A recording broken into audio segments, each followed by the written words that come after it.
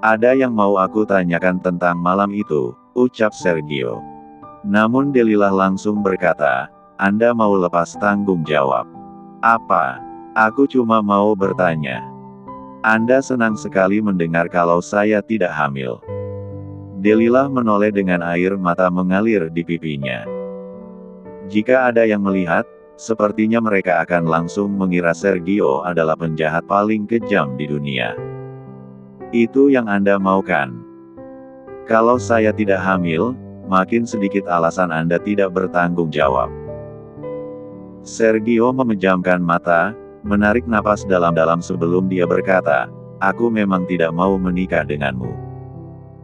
Delilah langsung menutup wajahnya dan menangis keras. Delilah, dengarkan aku dulu. Aku akan menikah denganmu kalau memang aku menyentuhmu, terlepas dari kamu hamil atau tidak. Tapi soal, aku mau, atau tidak mau, maka jawabannya, tidak mau. Aku tidak menyukaimu, maksudku, aku melakukan ini semua cuma karena aku harus bertanggung jawab Vo. Sekarang kesannya aku yang tidak berperasaan. Sergio jadi frustrasi sendiri. Delilah, berhentilah menangis. Saya mau pulang. Delilah melangkah masuk ke mobil. Tapi aku mau bertanya dulu. Pintu ditutup dan mobil itu pergi meninggalkan Sergio. Sergio menghela napas. Berbalik masuk ke dalam rumah. Sergio, pergilah istirahat dulu, nak. Kondisimu belum stabil, tegur Shahna saat melihat anaknya ternyata masih berkeliaran. Ya, Bunda. Nanti. Sergio memberi isyarat pada Brian mendekat, membawa dia pergi bersamanya. Ia berbisik, temani aku ke Dubai besok. Bertemu Lottie. Brian bisa langsung menebak. Jangan beritahu siapa-siapa. Huek. Brian melipat tangan di dada sambil melihat Sergio yang pagi-pagi buta sudah muntah di kamar mandi. Ada apa sih denganmu? Kenapa dari kemarin kamu muntah terus? Ya menurutmu aku tahu. Berhenti bicara. Aku rasanya mau mati sekarang. Sergio menyahut kesal. Dia berusaha berhenti muntah sebelum keluarganya nanti tahu dan khawatir lagi. Napasnya terengah-engah, terduduk lemas di lantai kamar mandi setelah akhirnya rasa mual itu sedikit reda. Sergio belum pernah mengalami hal seperti ini sebelumnya. Seisi perutnya serasa diaduk-aduk di dalam. Keracunan bukan, alergi bukan, mual-mual karena calon istrimu hamil juga bukan. Mungkin kamu kerasukan, ucap Brian yang sudah tidak simpati lagi.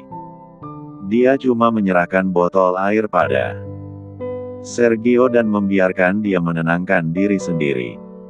Tiba-tiba Sergio berkata, aku rindu si Uban. Kamu merindukan dia dari sejak umurmu masih 12 tahun. Bukan itu, bodoh. Aku serius. Sergio beranjak, meski tubuhnya nyaris limbung lagi karena lemas. Pria itu keluar dari kamar mandi, menjatuhkan tubuhnya di kasur. Aku merindukan dia, sekarang juga. Entah kenapa. Karena cintamu ditolak, balas Brian cuek. Bacot, Brian. Sergio melempar sepupunya itu dengan bantal. Padahal Sergio serius. Jantungnya sedang berdenyut sakit sekarang, merasa sangat merindukan Charlotte. Dia sedang apa ya? Apa dia juga memikirkan Sergio? Entahlah, namun demikian lama semakin sesak rasanya. Sergio beranjak, keluar dari kamarnya. Mau kemana? Tidak usah kepo. Sergio berjalan menuju mansion sebelah, melangkah naik ke kamar Charlotte yang berada di lantai atas. Sergio mendorong pintunya. Baru masuk saja, aroma khas dari si ubanan itu membuat perasaan Sergio lebih tenang.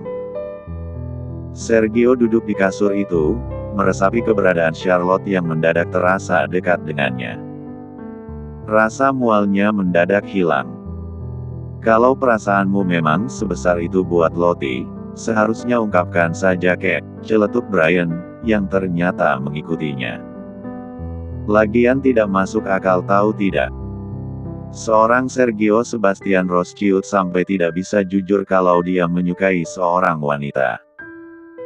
Bacot, brengsek. Memang kamu pernah menyukai orang yang tumbuh denganmu sebagai sepupu. Aku menyukai istri orang dan aku merebutnya dari suaminya itu. Ya berarti aku masih waras sementara urat warasmu sudah putus, cibir Sergio. Bilang saja takut ditolak, pengecut. Sergio mendelik, tapi tidak bisa menjawab karena kenyataannya memang begitu. Tiba-tiba, pintu kamar Charlotte didorong terbuka. Pelayan Charlotte terkejut melihatnya. Tuan muda, maaf, saya tidak tahu Anda ada di sini. Tidak apa-apa. Kamu mau membersihkan kamar ini? Ya, Tuan muda. Bersihkan saja. Aku tidak lama. Pelayan yang sempat mau keluar kembali masuk. Sergio beranjak, mau tak mau harus keluar karena perasaannya juga sudah membaik. Tapi ketika akan keluar, pelayan tiba-tiba menegurnya. Tuan muda, apa ini milik Anda? Sergio tertegun melihat jasnya yang sudah terlipat rapi diulurkan oleh pelayan. Jas yang Sergio ingat adalah jas yang ia pakai malam pesta itu. Delilah bilang aku membuangnya. Sergio mengambil benda itu. Tapi kenapa malah di sini? Kenapa ini di kamar Lottie? Tanya Brian, yang keningnya juga berkerut tak paham. Nona memakai ini saat pulang dari pesta, Tuan muda. Ini. Sergio semakin terkejut. Dia memakai. Ya, Tuan muda. Sergio menoleh pada Brian. Aku tidak ingat pernah memberikan ini pada Charlotte. Sebenarnya, Tuan muda, pelayan Charlotte mengambil sesuatu yang lain, saya juga menyimpan ini. Itu gaun Lottie malam pesta itu kan? Ya, Tuan muda. Nona Charlotte entah kenapa membuangnya ke tempat sampah. Kondisi gaunnya memang rusak. Seperti ada bagian yang dirobek. Sergio mengambil benda itu, melihat sendiri bagaimana kondisi gaunnya memang sobek tak normal. Saya ingin mengadukan ini ke Tuan dan Nyonya, tapi Nona Charlotte langsung pergi. Saya juga takut salah bicara jadi saya diam saja, ucap pelayan itu. Informasi acak itu berputar di kepala Sergio, membuatnya kembali merasa pening. Namun satu hal yang pasti sekarang. Delilah tidak sepenuhnya jujur. Dan Charlotte menyembunyikan sesuatu, karena itulah dia mendadak pergi ke Dubai. Charlotte tak bisa bangun dari tempat tidur. Sejak bangun pagi hingga sekarang, Charlotte merasa sangat mual dan lemas. Meskipun sudah minum obat yang diberikan dokter, tetap saja perasaannya belum membaik. Charlotte bahkan tidak bisa tidur, tidak nafsu makan, dan rasanya mau menangis tanpa alasan jelas. Apa orang hamil harus seperti ini? Isak Charlotte saat punggungnya diusap-usap oleh sang dokter. Aku jadi cengeng sekali, Hicks. Diriku yang dulu pasti menertawakan aku sekarang. Nona, menangis itu tidak masalah. Bukan aib. Kalau perasaan sedang tidak enak lalu kita menangis, bisa saja setelah menangis perasaan kita jadi membaik. Jadi Nona boleh menangis. Ya tapi aku menangis dari kemarin. Berarti Nona masih belum puas menangis. Tidak apa-apa. Menangislah sampai puas. Kalau sudah puas, mau dipaksakan menangis pun nanti tidak bisa. Charlotte mengerjap, lalu mengangguk. Iya juga sih. Kalau sudah selesai nanti, mau dipaksakan menangis juga tidak masalah. Lagian memang kenapa kalau Charlotte menangis? Tidak ada yang marah juga. Nona, Apa Nona tidak mau menceritakan pada saya apa sebenarnya yang terjadi malam itu? Saya tidak akan memberitahu siapapun kalau Nona tidak mau. Tapi setidaknya Nona bercerita pada seseorang. Memendam masalah sendiri mungkin membuat Nona semakin terluka. Charlotte menoleh, menatap wajah wanita muda yang belakangan sudah jadi sahabatnya itu. Siapa namamu? Dokter tertegun. Anda tidak tahu nama saya. Kamu tidak pernah memperkenalkan diri sejak dulu. Mana aku tahu namamu? Dokter tercengang, namun akhirnya tertawa. Memang terkadang bangsawan itu bisa seperti ini. Mereka jarang mengingat nama orang yang tidak terlalu penting. Nama saya Sylvie. Oke, akan aku ingat. Charlotte menyeka air matanya, menunduk menatap jemarinya sendiri dan mulai bercerita. Ia memberanikan dirinya bercerita untuk pertama kali, membagi rasa sakit dan rasa takutnya yang bahkan ia sembunyikan dari sang mama dan papa. Wajah Dr. Sylvie langsung pucat mendengar cerita Charlotte. Tanpa basa-basi dia memeluk Charlotte lagi, yang kembali terisak. Anda pasti sangat takut, bisik Sylvie. Aku tidak takut pada Dante, isak Charlotte. Tapi ketika Sergio yang melakukannya, rasanya sakit sekali, Sylvie. Sakit sekali. Dari semua orang, dia yang paling aku percaya melakukan itu padaku. Dokter tak bisa membalas lagi. Dia mengerti betapa rumit pikiran Charlotte sekarang. Bahkan kalau dia mengadu, masalahnya yang menjadi tersangka adalah seorang Sergio. Orang nomor 2 paling berkuasa di kediaman Rose setelah ayahnya. Aku jadi sadar, bisik Charlotte, ternyata orang yang kita anggap tidak akan menyakiti kita belum tentu benar-benar tidak akan menyakiti kita. Dan aku jadi takut, bagaimana kalau papa dan mama juga akan menyakitiku.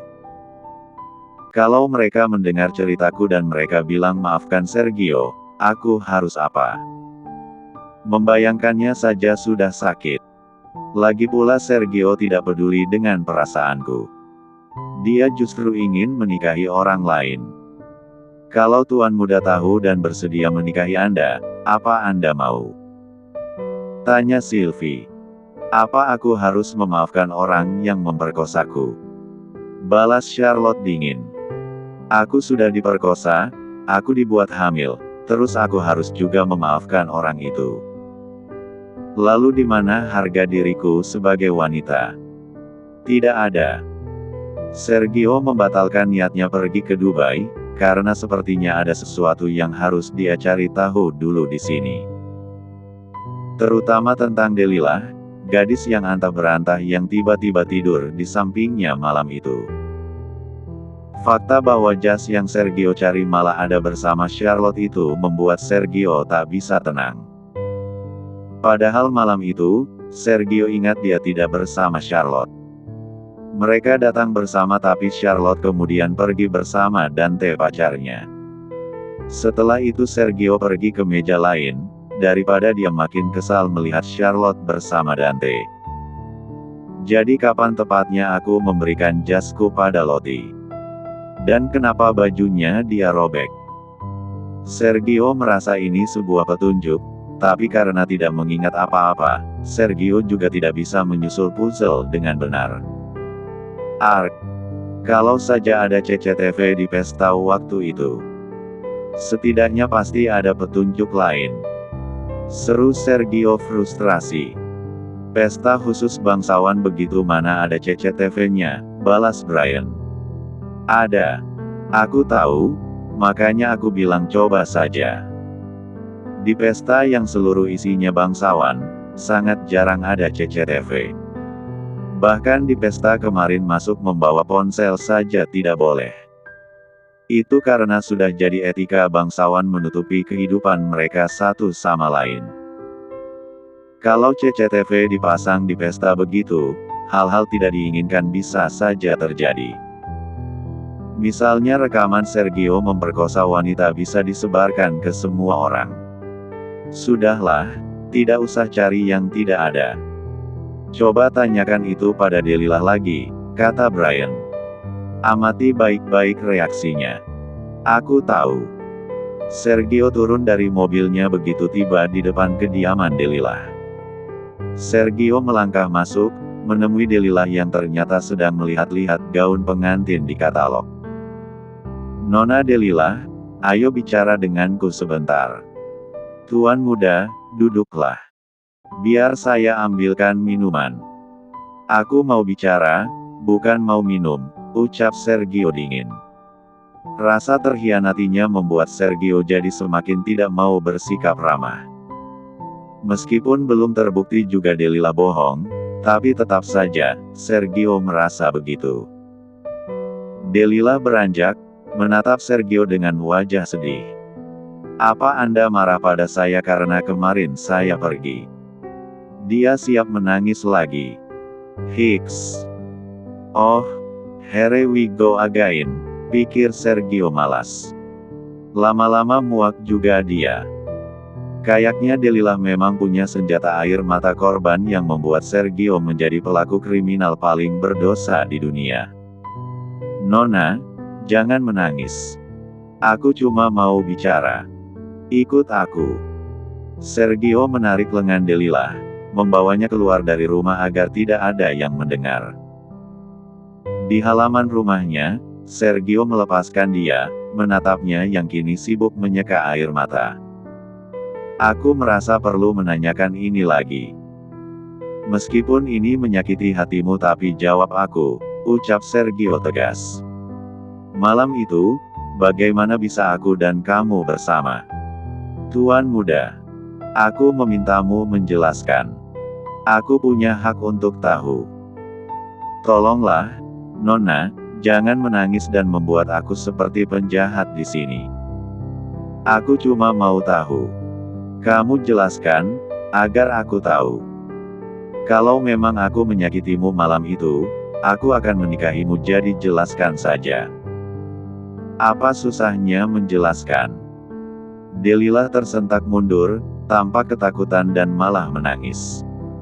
Apa segala hal di hidupmu selesai kalau menangis padaku?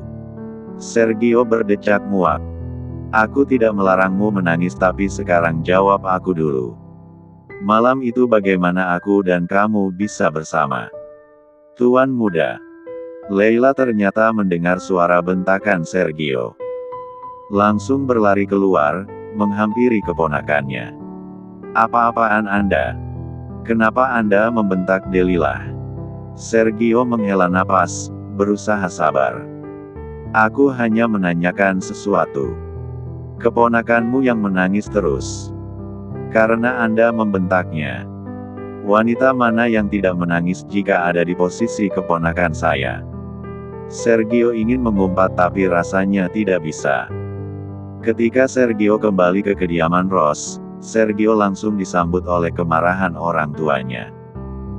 Kenapa kamu pergi mengancam Delilah? Tanya Sahna, dengan suara tegasnya. Kamu mencoba lari dari tanggung jawabmu, Sergio. Apa Bunda mengajarimu cara mengancam wanita sampai dia menangis? Aku tidak mengancamnya, Bunda. Aku hanya bertanya padanya. Dia yang menangis setiap kali ada kesempatan. Kamu melecehkan anak itu dan kamu berharap dia tertawa melihatmu. Sergio terbungkam. Napasnya naik turun karena emosi, namun juga bingung harus mengungkapkannya dengan cara apa. Aku mencoba bertanya padanya apa yang terjadi malam itu, jelas Sergio. Aku cuma ingin tahu, Bun. Aku ingin tahu. Karena apa? Karena aku merasa aku tidak menyentuhnya. Sahna menggelengkan kepala melihat putranya. Kamu bangun bersama wanita itu, dan kamu semudah itu bilang tidak menyentuhnya. Tanpa bukti apapun di tanganmu. Bunda. Keluar. Sahna menunjuk pintu. Keluar. Sergio mengatup mulutnya. Anakku Sergio adalah laki-laki yang tahu cara bertanggung jawab. Kalau tidak ada tanggung jawab dalam dirimu, keluar." Sergio melangkah keluar, tak lagi membantah. Dia mengerti kemarahan bundanya. Ternyata di depan ada Jeremy dan Brian yang mendengar semuanya. "Jangan pikirkan ucapan bundamu. Bundamu hanya takut kamu jadi pria yang lepas tanggung jawab terhadap wanita," bujuk Jeremy. "Aku tahu, Kak," balas Sergio. "Aku tahu Bunda bersikap begitu karena tidak ingin aku jadi bajingan. Karena Sahna pernah ada di posisi sebagai wanita yang terluka, tidak dihargai, jadi dia sensitif dan takut Sergio mencampakkan seorang wanita demi keuntungannya sendiri. Tapi aku tidak berubah pikiran," ucap Sergio lagi. "Ada sesuatu tentang malam itu yang Delilah sembunyikan, makanya dia terus menangis begitu. Aku tinggal membuktikannya sendiri." Sergio melangkah pergi. "Bri, ayo pergi." "Hah? Aku juga ikut." "Ogah. Aku mau di rumah. Istriku nanti rindu padaku. Cepat atau semua hartamu aku sita." Brian memutar bola matanya malas. Meskipun dia tetap beranjak mengikuti sepupunya itu. Keesokan harinya, di Dubai, Charlotte berjemur di dekat kolam renang mansionnya, sambil mengusap-usap perutnya. Memikirkan tentang ia akan punya anak itu menakutkan, namun juga mulai sedikit membuatnya senang. Benar kata Dr. Sylvie, setelah bercerita kemarin, Charlotte jadi merasa sedikit membaik. Bebannya juga mulai hilang dan ia mulai merasa semangat. "Aku akan bicara pada Mama dulu." Charlotte meraih ponselnya, akhirnya berani untuk menghubungi Elizabeth. Beberapa saat ia menunggu, sampai panggilannya dijawab. "Mama." "Ya, Lottie. Bagaimana kabarmu, Nak?" Aku baik di sini." "Oh ya. Baguslah. Kapan kamu pulang? Mama dan Papa merindukanmu. Mama saja yang datang ke sini ya." "Tapi, Mama saja dulu. Papa jangan. Aku mau bicara berdua dengan Mama." Elizabeth di sana menarik napas panjang. "Apa sekarang kamu sudah mau bercerita? Hal yang kamu sembunyikan, apa sudah mau kamu beritahukan? Kalau iya, Mama datang. Kalau tidak, Mama tidak mau. Karena kalau Mama ada di sana, Mama mungkin akan memaksamu bercerita apa sebenarnya yang kamu sembunyikan sampai-sampai kamu kabur ke Dubai." Charlotte tertegun, sejurus kemudian dia tersenyum. Ternyata memang seorang ibu tidak bisa dibohongi ya. Elizabeth diam saja selama ini, bukan karena tidak peka namun memberinya waktu sampai Charlotte mau bercerita sendiri. Sebenarnya, ketika Charlotte mau bercerita, rasa mual yang hebat malah datang. Charlotte menutup mulutnya, berusaha menahan rasa mual itu tapi tak berhasil. Tanpa sempat menutup panggilan, Charlotte berlari ke dalam kamarnya, masuk ke kamar mandi, memuntahkan isi perutnya. Panggilan dengan Elizabeth masih terhubung. Lottie, ada apa? Charlotte." Teriakan Elizabeth tidak terdengar karena Charlotte sedang sibuk memuntahkan isi perutnya. Elizabeth tertegun di tempatnya, menatap ponselnya yang masih memperdengarkan suara Charlotte sedang muntah. Secara bersamaan, Elizabeth justru melihat Sergio melintas di luar sana, dan tiba-tiba saja Sergio menunduk, tampak mual-mual. Sekujur tubuh Elizabeth merinding. Sebagai seorang wanita dewasa, mendengar suara anak gadis muntah-muntah membuat pikirannya langsung connect ke satu tempat. Namun yang membuat semakin merinding, kenapa Sergio, secara kebetulan, juga sering muntah belakangan. Elizabeth menunduk menatap ponselnya, tak lagi mendengar suara Charlotte muntah namun Charlotte berteriak memanggil dokternya. Elizabeth mendongak, melihat Sergio juga sudah berhenti muntah, dan Sergio mengerang dipapah oleh Brian. Apa yang sebenarnya terjadi di sini? Elizabeth hanya bisa tercengang. Lottie dan Sergio. Tidak mungkin kebetulan saja mereka muntah bersamaan kan? Tapi bagaimana bisa? Kalau malam itu Sergio menyentuh Charlotte, kenapa Sergio malah pulang bersama Delilah? Kalau dipikir-pikir, malam itu Lottie pulang memakai jasnya Sergio. Elizabeth memejamkan mata, mendadak merasa perih sendiri. Aku pikir dia bertengkar dengan pacarnya dan putus lalu meminjam jasnya Sergio. Tapi kalau dipikir ulang, Charlotte bukanlah anak yang akan kabur sampai ke Dubai kalau cuma soal pacarnya menyakiti dia. Justru dia adalah anak yang akan berkoar-koar mengumumkan kesalahan pacarnya biar pacarnya dihajar oleh papanya, omnya, dan kakak-kakaknya. Tapi anehnya, anak yang lantang melawan itu, justru kabur. Seolah dia takut akan sesuatu. Apa Sergio menyakitinya? Elizabeth mau tak mau memikirkan kemungkinan buruk itu. Apa Sergio Sebastian Ross menyakiti anak itu tapi enggan bertanggung jawab? Elizabeth tidak mau berpikir buruk. Namun bagaimanapun Sergio juga seorang manusia. Tidak ada manusia yang selamanya baik, tidak ada manusia yang pasti tidak menyakiti. Tidak, mustahil Sergio menyakiti Charlotte.